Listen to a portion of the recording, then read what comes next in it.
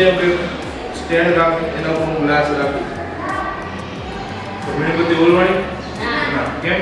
તો કે નીચેની બાજુથી એને શું મળે છે? હવા મળે છે. ત્યારબાદ આ ગ્લાસને હું લઈ અને ડાયરેક્ટ મૂકું છું. ઘડીક વાર રાહ જોઉં છું મીણબત્તી ઓલવાય છે કે નહીં. શું થશે? મીણબત્તી ધીરે ધીરે જ્યોત ઓલવાઈ ગઈ છે. શું કામ?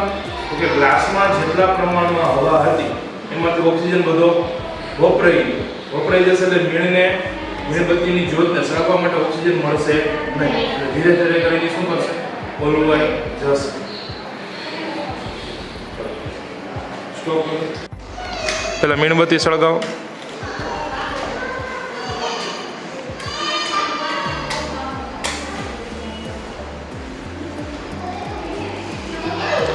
મીણબત્તીની બાજુમાં સ્ટેન્ડ મૂકો. એના ઉપર શું આવશે? ગ્લાસ. મીણબત્તી શરૂ રહે છે, ઓલવાશે નહીં. કેમ? નીચેથી ઓક્સિજન પસાર થાય છે. ચાલો હવે સ્ટેન્ડ હટાવી લો બે ને એમના ગ્લાસ મૂકો.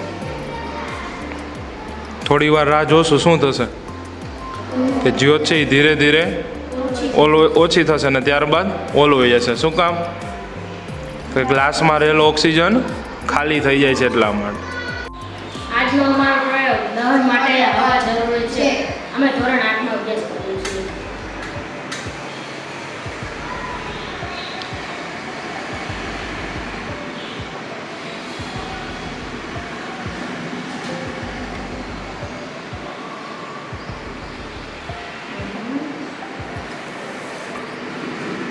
દહન માટે હવા જરૂર છે.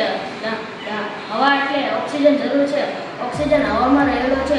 હું આ ગ્લાસ આની પર મેકીશ એટલે તેનામાંથી નીચેથી હવા પસાર થઈ શકે છે. હવે આપણે ધીરે ધીરે આ પહેલા ગ્લાસને લઈ લઈશું, પહેલા સ્ટેન્ડ બે કાઢીને હવે ગ્લાસને મેકીશું. હવે આપણે થોડી વાર રાહ જોઈશું. ધીરે ધીરે જ્યોત ઓલવાતી દેખાશે આપણને. ઓલવાઈ ગઈ કમ્પ્લીટ.